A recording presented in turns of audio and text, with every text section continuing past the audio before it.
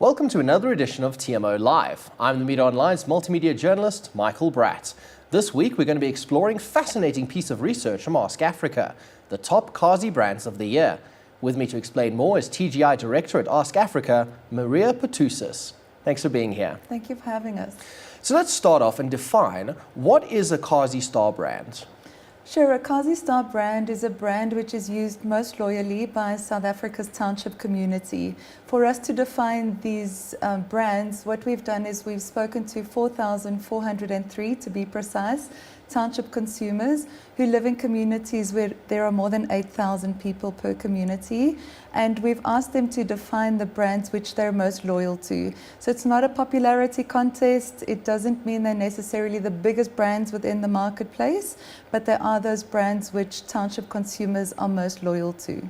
So the big reveal, top 5, who are they? The big reveal. So the winner this year, as it was last year, is CocaCola in #1 position. Of course, it's a brand which not only township consumers, but I think South Africans really love and resonates with. The brand in second position is KFC. In third position is Kiwi Shoe Polish. Fourth position is Coop Baked Beans, and in fifth position is Michal #1.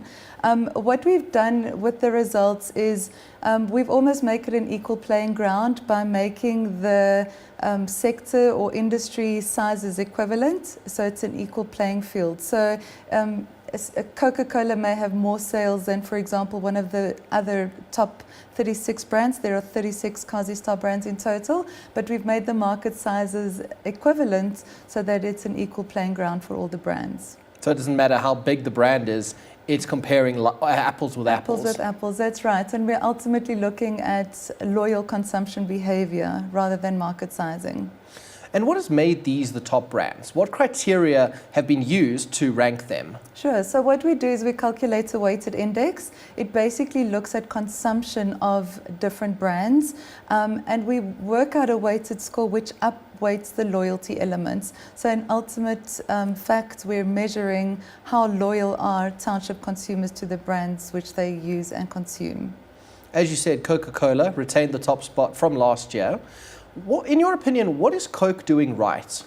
I think Coke is a global giant, of course prevalent in different markets around the world. I think what they do so successfully loyally is that they connect to consumers locally. They use a vernacular in terms of creating intimate moments with South African consumers. So of course they're prevalent everywhere. The awareness for Coke is great. Of course consumption and loyal consumption is really high, but I do think they translate who they are very successfully to connect with township consumers. So those are the brands. Let's talk about the Kazi market now. What characteristics does it have? What are the township consumers looking for in brands? Sure.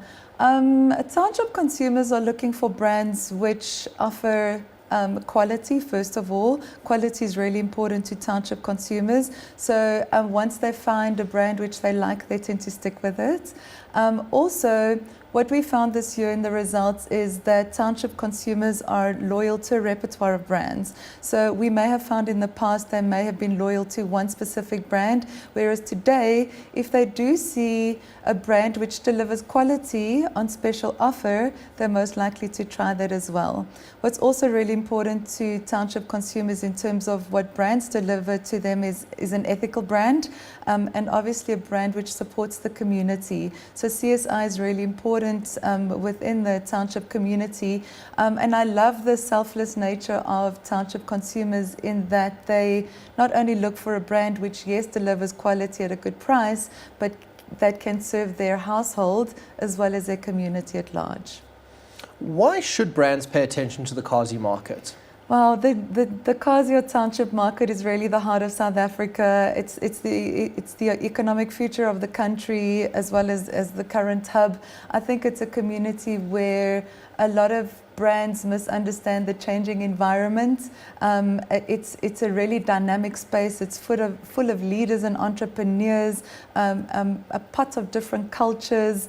I think the township community is often underestimated, and it's really important for brands to get the gist of what they're looking for so that they do feel understood, because if a brand, for example, does not translate loyalty to the community, how can the community then place brand loyalty onto that brand?